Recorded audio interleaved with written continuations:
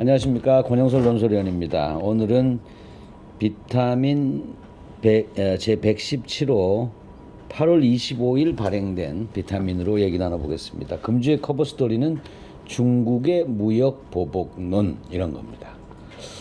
우리 안현실 박사가 정리를 했는데요. 중국의 무역 보복론이 이렇습니다. 우리가 사드를 배치하자마자 중국이 엄청나게 반발하고 있습니다. 그러면서 사실 중국도 그런 의사를 비추긴 했습니다만 국내 상당수 언론들이 이 사드에 반대한다 또는 그 반대 여론이 있다는 것을 어떻게 몰아가냐 하면 중국이 엄청난 무역 보복을 할 거다 이런 얘기입니다.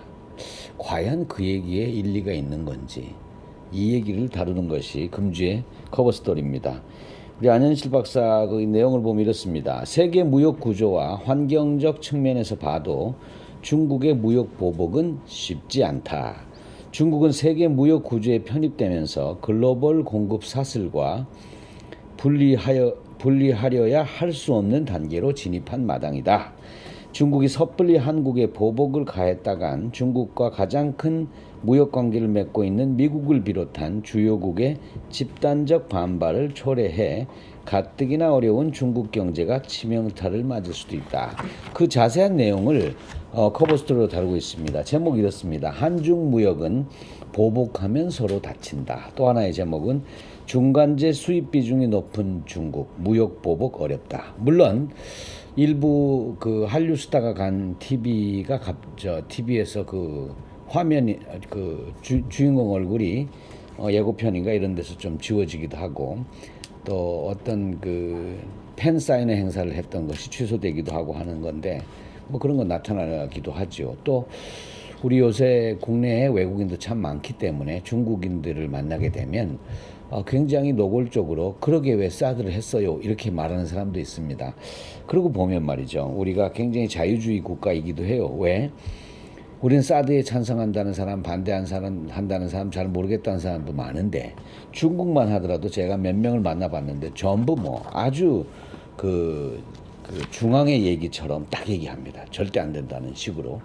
자, 그러다 보니까 실제 우리가 중국하고 일도 많이 하고 중국에서 뭘 사오기도 하고 팔기도 하고 하는 사람들이 많아서 굉장히 두려움이 분명히 있습니다. 그죠?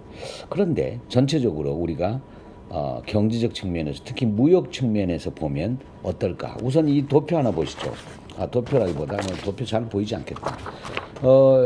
이 차트로 보면 이런 게 있어요. 중국의 최대 수출국은 미국이더라. 그리고 중국의 최대 수입국은 한국이다. 이게 있는데 한번 보시죠. 중국이 수출하는 상대국을 보면 1등이 미국입니다. 2등이 홍콩, 3등이 일본, 그리고 4등이 한국입니다. 중국의 제4위 수출 상대국이 한국인 거죠. 그런데 중국이 수입할 때는 그러면 얼마나 많이 수입하는가? 1등이 한국입니다. 2등이 대만, 3등이 미국, 4등이 일본, 5등이 독일, 6등이 호주, 그리고 나머지 기타입니다. 그러니까 우리 한중 관계가 굉장히 큰 무역으로 연결이 돼 있습니다. 그죠? 근데 방금 아까 말씀드린 대로 자, 중국이 완전히 떨어져서 어떤 걸 그냥 사고 끝나고 팔고 끝나는 게 아니라 중간재 수입이 많다는 겁니다. 이 부품이나 원료 이런 것들을 수입해서 재가공해서 다시 수출하게 됩니다. 그럼 단순하게 보면은 한국에서 예전에 보면 그 옷감 같은 걸 갖고 와서 또 의류로 가공해서 수출하거나 그죠?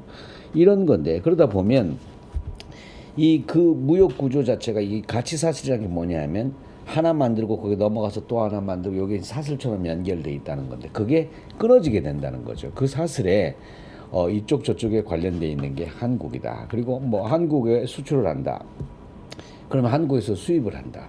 또는 미국에 수출을 한다. 이렇게 할 때 한국에서 수입을 해서 미국에 수출을 할 때 그러면 한국에서 수입을 끊어버리면 그럼 미국은 과연 그 중국의 완제품을 수입을 받겠느냐 이런 논지입니다. 자, 그 내용을 좀 읽어드릴게요. 중국은 중간재와 자원, 에너지를 수입해서 완제품을 수출하는 무역 구조다.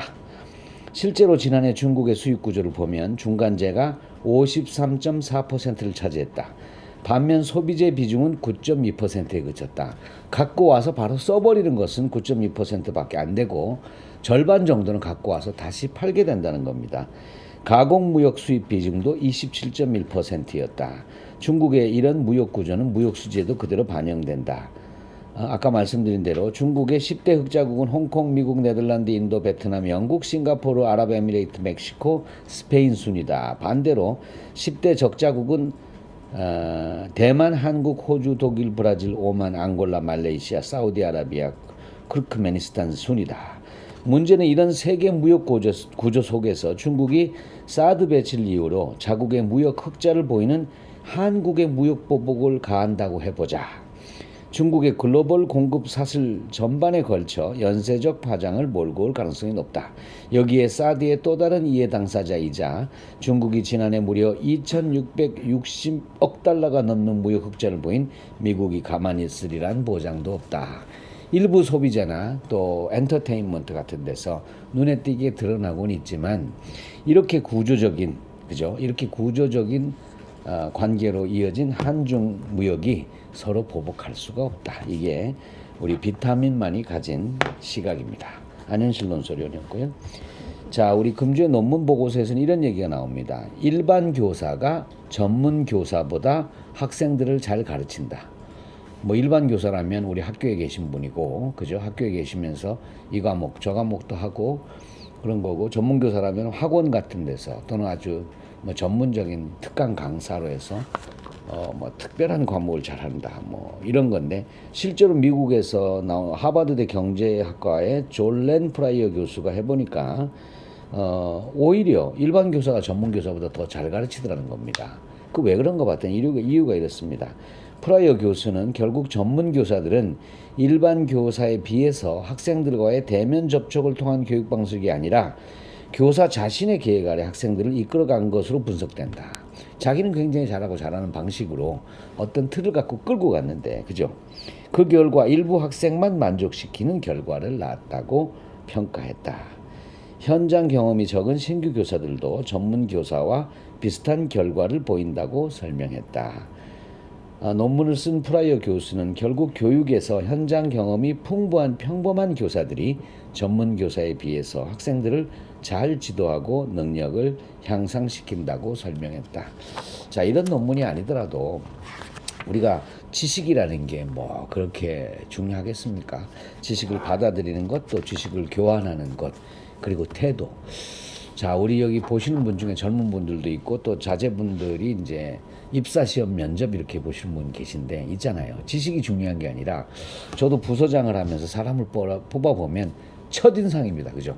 첫인상이, 그런데 문제는 뭐냐 하면 첫인상이 이 친구의 그게 20년이면 20년, 30년이면 30년에 그 인생의 태도들이 사실은 묻어 있다는 거죠.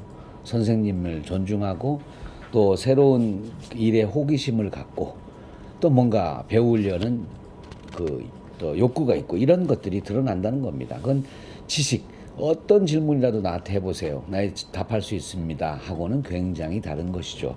아, 이 친구하고 일하고 싶다. 이런 것들이 나타나는데, 그건 역시 인성교육이고 서로 선생님하고 학생이 교환하면서 인간적인 면을 교환하면서 가는 거다. 그렇다면 그 수업에서도 그런 효과가 더 나타난다. 이런 뜻일 것 같습니다. 국내 오피니언 흐름 비타민이 짚어봤는데요.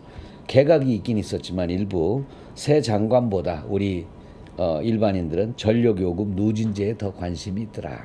전력요금 우리가 있잖아요. 그 8월 이 한 달이 지나고 9월 중순 또는 말께 나왔을 때 어떻게 나올지 굉장히 궁금합니다. 자, 제가 이번 주에 정리한 고전명구는 좀 쉬운 책을 했어요.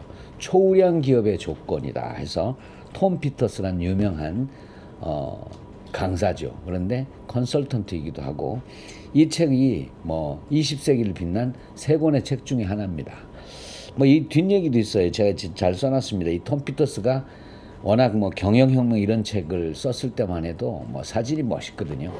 제가 20년 전에 인터뷰를 하러 제주도에 갔는데 굉장히 007 같이 멋있게 생긴 사람이 나타나지 않을까 하고 기다리고 있는데 왜 이렇게 뒷주머니가 이렇게 호주머니가 빠진 뚱뚱한 어떤 아저씨, 미국 사람이 지나가면서 강연장이 어디냐 해서 제가 알려줬습니다. 그러면서 설마 저 사람이 했는데 그 사람이 톰 피터스였어요. 그래서 야, 뭐 경영학의 구루라고 하더니 막 옷도 저렇게 입고 막 엉터리구나 했는데 막상 강의하고 얘기할 때는 굉장히 잘했던 기억이 납니다. 이 톰 피터스가 이 쓴 초우량 기업의 조건은 뭐냐면 일본 기업들이 굉장히 세계를 놀라게 했을 때 많은 서구의 학자들이나 경영 연구자들이 과연 그 일본 기업의 비결도 중요하지만 미국 기업을 비롯한 세계 다른 기업들의 어떤 그 엑설런스, 아주 탁월함은 없을까를 조사한 겁니다. 그 중에 하나가 초우량 기업의 조건이라는 책입니다. 명구는 제가 이렇게 뽑았습니다. 초우량 기업은 평범한 일도 탁월하게 하고 있는 회사다. 아주 탁월한 무슨 그 일을 하는 게 아니라 평범한 일도 아주 잘하는 회사라는 겁니다. 그 문장 읽어드리면서 끝내겠습니다. 우리가 평범한 친구라고 부르는 사람들은 똑똑한 사람들과는 전혀 다르다. 그들은 왜 모든 제품이 최고의 품질을 가질 수 없는지 이해하지 못한다.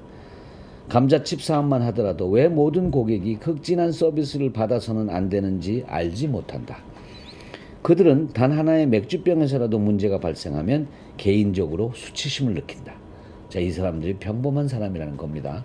그런데 맥주병 만들면서 병이 뭐 삐죽삐죽해서 손이 다치고 그러면 못 참는다는 거. 이 사람들이 평범한 사람은 아니겠죠, 그죠?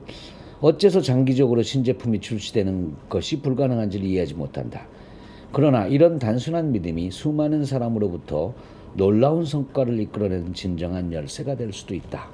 평범한 일도 탁월하게 하고 있는 회사, 이런 회사들이 초우량 기업이었고 그 회사들이 다시 세계를 이끌어갈 것이다. 미국의 부활을 생각할 때 그때 일본의 충격을 받아서 그때 여러 가지 움직임 중에 하나가 바로 이 톰 피터스의 초우량 기업의 조건이었습니다. 읽어보실 만한 책입니다.